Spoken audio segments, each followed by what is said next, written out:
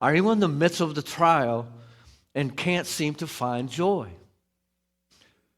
Are you struggling in your faith? You're trying and you can't find the joy. I want to comfort you. None of this is meaningless. It all has purpose. Even if we can't see it, trust in the Lord for the end result. What He is working in you through it. What you will become. Focus on Christ, not the trial, and joy will come. I'm convinced of this truth, and so is James.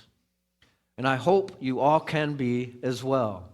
Prove your faith is genuine by your joyful suffering. This brings us to verse 12, the true heart of what James is trying to bring forth when he introduces this concept of patient perseverance under purposeful pressure.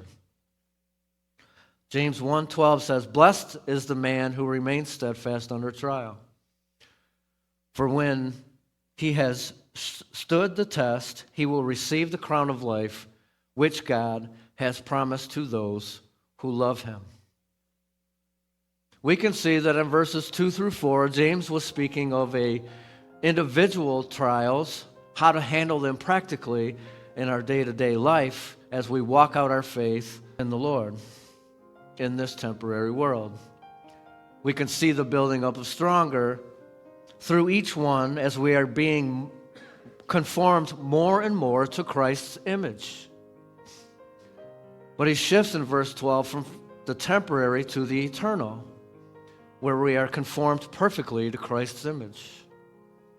Blessed in the Greek was makarios, a word that was used to refer to wealthy people that could have avoided life's hardships.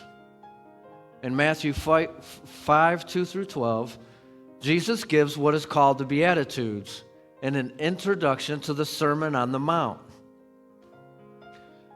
He flips the cultural norm of this word, blessed, makarios, from relating to people that can avoid hardships to people that are at the very center of them. James is doing the same thing here in verse 12, showing spiritual prosperity from God. Blessed are those who remain steadfast under trial.